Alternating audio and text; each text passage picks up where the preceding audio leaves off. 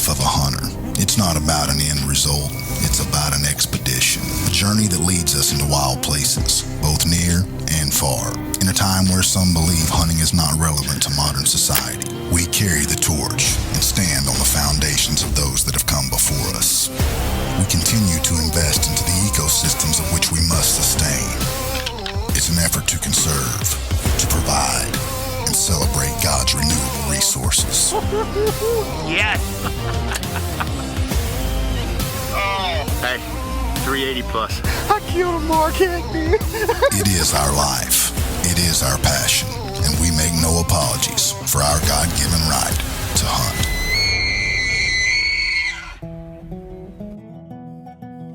After managing a farm, you start to become familiar with certain deer and genetic traits in the area. In 2018, a deer with an abnormally wide set of antlers came onto the scene. With a rack that resembled a crown over his head, he earned the name King Tut as he grew over the next several years. As the 2021 season rolled around, King Tut was believed to be 7 or 8 years old. Mark decided that this would be the year to focus a lot of time and energy into pursuing this specific deer. Kind of exciting. We're here in Kansas, and we just purchased a 160-acre piece, which is connected to our most southeast section of our farm. And it's mostly pasture. There's some tillable out on the end. But we killed one of our biggest deer who actually lived in here, 223. And then we have another really big deer called King Tut. Just a magnificent 10-point that we didn't get on this year. We have him on our camera right down. I mean, we get him. He's on our property, but he's not there all the time. We just couldn't figure out where he's gone. And until you get on some of these properties like this, you don't know how big they lay out, even though it's just pasture, especially here in Kansas and Nebraska area. These deer use this terrain to their advantage, and there's a lot of little gullies in here that I never knew was here, and it's all cover. So he may be just living in here, coming here, and then heading that way. He may be heading south the whole time. All right, Dan, you gonna walk through here? What? You guys want to spread out in here and just see if you can find one of his old sheds? Yeah. Okay. Yeah. Here's Tut this year. Well, obviously right where you said it was going to be, just outside where we can go every year look for him. By finding his shed, they are able to confirm that this is where King Tut is spending his time and begin making plans to hunt him in the fall. This is eerily similar to a stand 2 years ago where we killed Striker. He's 196-inch, non-typical, down on the other northern end of the farm. What we're going to do is take this cedar tree, which is one of our favorite trees. We just got done putting another stand in the cedar tree. We take this cedar tree here. We're only going to be about 8 to 9, 10 feet off the ground max. And so what we're going to do is take this old fence. We don't have cows in here anymore. And we're going to cut this fence here. They have a jump right over here, right behind Curtis, about 8, 9, 10 yards of what they're using, really heavy. So we're going to block this off over to the creek with some old trees that we cut down. We bring our chainsaws and stuff in down later, and we're going to stack them up and make those deer come through this section right here. This is only about 25, 28 yard shot. They will start using this. We'll put a camera up here, and we're going to find him. He will be coming through here. We don't know whether it'll be evening stand or morning stand. This fits both of those situations. We're going to make our deer come right through here, and if we get a good chance that we're here when King Tut walks through, we will kill him right here. It'll be straight on shot. It'll be as he's walking through this fence. Mark and Kenneth returned in the summer to make the finishing touches on an area and get their cameras set up to capture whatever may walk through. Once the pictures of King Tut began to appear, all Mark could do was wait for deer season. We are in my happy place. Yeah, I have a lot of happy places, but one of the more happy places is here in Kansas. It's our first morning in Kansas. We'll get in and just enjoy it this morning. Just happy to be here in Kansas. Got Clobbett's going to hunt tonight over on Hankey's place. We got Curtis here. We got Tyler here. We got Joey here. We got Chris and Dan, who both have tags and we're hunting. Dan hunted, actually saw a couple smaller bucks right here at the shot plot last night. So big weekend camp for the Give and Right. The Give and Right is being brought to you by Bare Bone Outdoors, Bone Collector Game Calls, CVA, Dry Shot, Fission, and Insight. sights. As deer season opened, Mark wasn't the only one hunting the farm in Kansas. Dan and Chris, along with their bows, were anxious to get a chance to hunt. When the rut began, pictures of King Tut had become non-existent. This usually indicates that a younger bully buck has moved into the area. At Tut's age, he wasn't able to physically compete with his younger challengers like he once could. Until he was gone, Tut was steering clear of the area.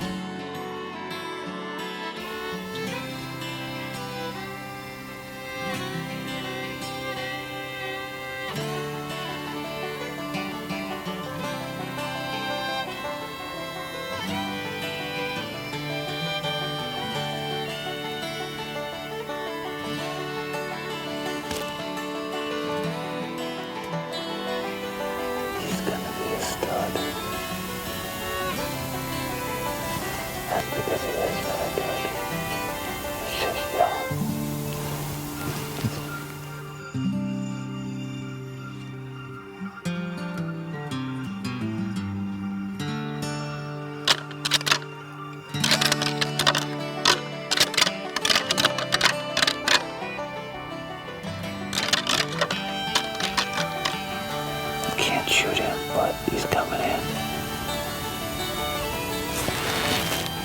That's not right. Shortly after rattling, the deer known as King Tut Jr. was making his way directly towards Chris. Although several years younger than King Tut, the genetic similarities between the two deer are easy to see. Knowing that this buck falls into the younger age bracket, Chris sits back and enjoys the show.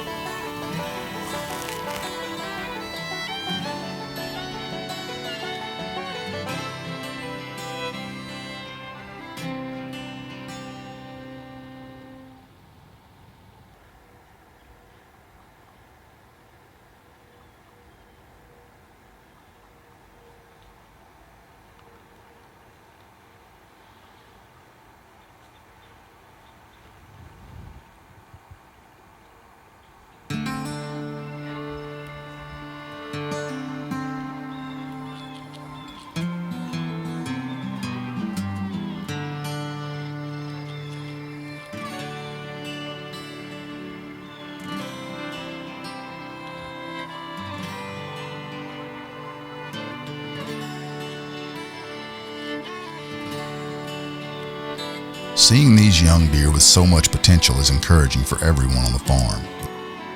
This buck is displaying all the signs that the rut is in full swing.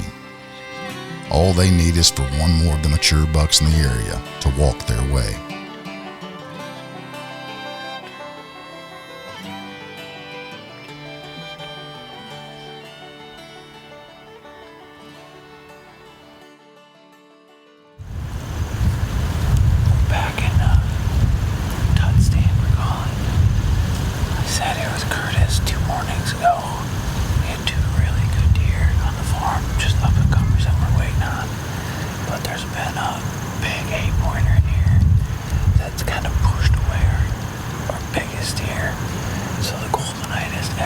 That's who we're hunting. He's a grade 8.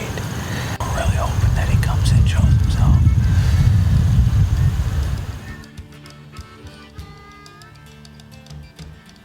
As this young buck made his way off, Chris caught movement out of the corner of his eye and saw the bully 8-point making his way in.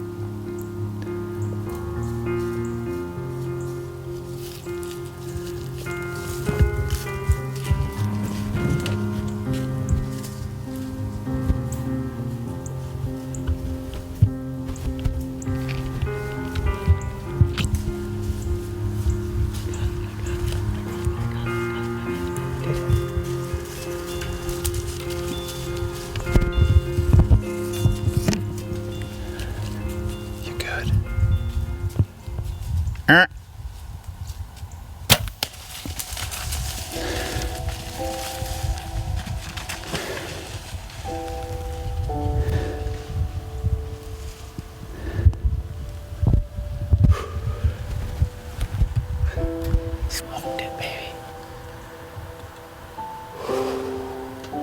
He came out at like 5 steps. I'm like, turn that thing around, man. The Give and Ride is being brought to you by Lethal, Polaris, Reveal, Scrape Fix, Swagger, and Tacticam. Chris had an encounter with the bully 8-point that was terrorizing the area and made what seemed to be a great shot on the buck. Before following the blood trail, he decided to wait for Mark to share in the recovery. You're lit up. Congratulations. Yeah. Thank you, sir. Thank you. Which one is it? The one that kind of took that valley over. Good. He no longer shall take that valley over. And I see you got good footage. I got footage. Oh, he smoked. Let's go find him. I hope so. You drilled him. Absolutely just drilled him.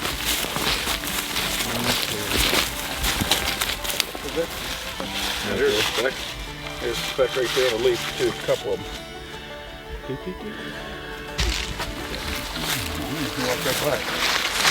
Camera guy gotta do everything. Well, it sunk all the way down to there. You might have got him on both sides there, bud. So. Ooh, look at this thing. Look how old it is. I'm old, but I still have my teeth. I know, you got a neck this big too. Look at that. Congratulations, by the way. Thank you. Nice deer. Woo. Ooh, baby. This thing has been terrorizing this hollow. I mean, look how big he is. This thing is a toad of a deer. We Look had- at that thing. Look at that. We had 2 of our shooters hold in on, this thing look at that. all year long until he showed up. He chased King Tut. And which other one did he chase out of here? Grief, Good Grief. probably. Yeah, Good Grief is a monster of a deer too, but this thing here, a lot of times these 8-pointers have the best set of horns for fighting. The Give and Ride's on fire, so what do you say? You got to do it. Can I do it like Matt did? Do in it Maine? any way you want to. Go ahead. Never apologize for your guy giving right time. Attaboy. I've seen it a time or two. Nice deer, dude. He's big. Going into an area and targeting one specific deer is extremely rewarding when that plan comes together. To be able to share that moment with other like-minded hunters that you spend so much time with makes it even more special. With the bully 8-point out of the picture, they knew it was only a matter of time before King Tut reappeared. And when he did, rifle season had opened in the state. Day number 2 in Kansas. We actually got here yesterday morning, and we went hunting last night. And the proverbial, if something bad happened, it did last night. We're pulling in 2 older gentlemen, just cruising around in their extended black truck. It looked like a highway they've been driving up and down. They must be retired, nothing to do, good old boys, just hunting from the truck basically, and cruising up and down. So I just shook my head, so we're pretty much screwed on this hunt. So today's day number 2, and not like any other normal hunters, just not we go sit in our stand. We're gonna go move a blind with Joey. He's down there now, he's got the skid steer, because we got a southeast wind tomorrow and we wanna hunt a certain spot. And we're gonna move that blind about 100 yards and set it up for tomorrow night's hunt. And then we're gonna hurry up and jump in a tree, and we should be in there by 1:30 at the latest, and sit in not a traditional gun stand, it's actually a bow stand. It's only about 30 yards from where we had the Big and J all summer. So it's gonna be really tight in there, but I got my 6.5. I'm not even bringing a bow, I'm not gonna play with it. I'm gonna go in. We're gonna go in with the necessities only. We're gonna put our infinities on, we're gonna dress warm, we're gonna sit in this little cedar tree. The tree stands only about 7 feet off the ground, but everything's always hectic with us. The Give and Ride is being brought to you by Thorn Broadheads, Titan Hunting Blinds, Trophy Tree Stands, Victory Archery, Texas Trophy Hunters, Whitetail, and gator waders.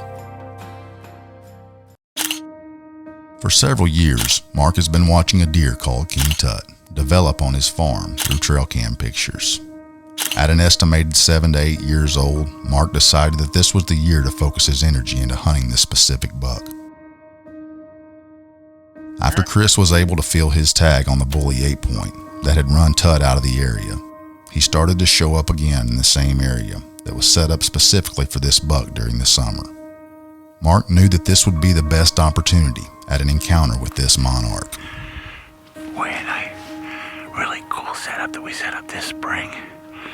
We call it the Tut Stand because King Tut is the deer that we're after. And it's December or whatever it is, and we're still after him. He was here yesterday. He walked right through this gate gap here. And it's actually a bow stand, but we're gun hunting today. And if it happens, it's going to happen right in front of us. It's going to be 80-yard max shot the way it looks. So if it happens, it's going to happen quick because most of the time his pictures are coming from the south. So we got a south-southwest wind kicking the wind up into the open here. So if we see him, it'll probably come right into here, walk through here. There's a couple other deer here, so I got to be careful. One of them we don't want to shoot. It's called King Tut Jr., believe it or not, because it looks just like him. So we got to be really quiet in here. We snuck in here. So we're just going to sit down. We're not going to do a lot of talking. We're just going to sit for the next 4 or 5 hours. It's only about 1:30, so we got a long sit. But they come in here all throughout the day and the afternoon, so hopefully we get to put our hands on him later. It'd be a really, really nice day. Yeah, I got him. Huh?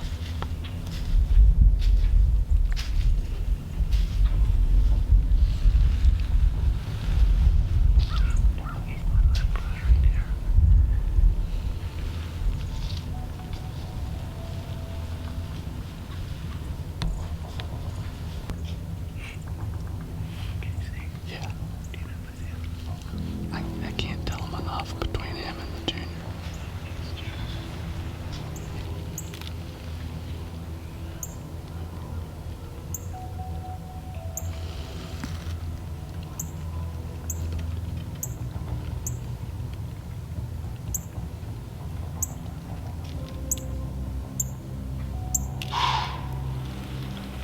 What's to my body?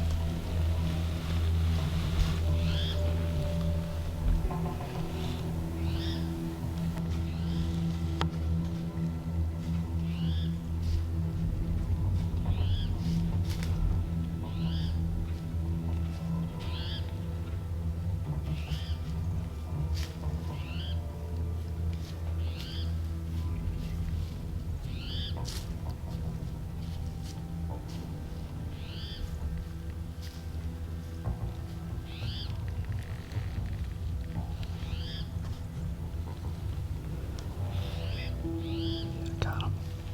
Is it? I think so.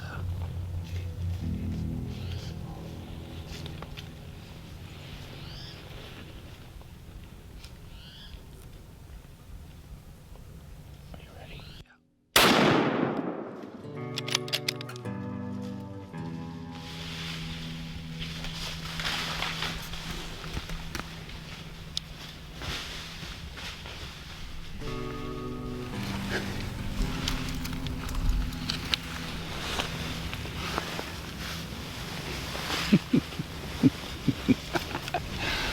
We just showed ourselves King Tut. We knew it was going to happen quick. And he came from the opposite direction of what I thought he was going to come. Let's go find ourselves King Tut.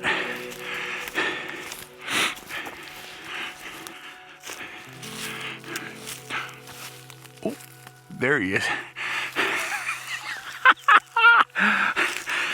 King Tut is down finally. Oh my goodness. Yeah. Best part, favorite part? Oh yeah. King Tut is down. Check it out. He's broken here and he's broken up here. He wasn't earlier.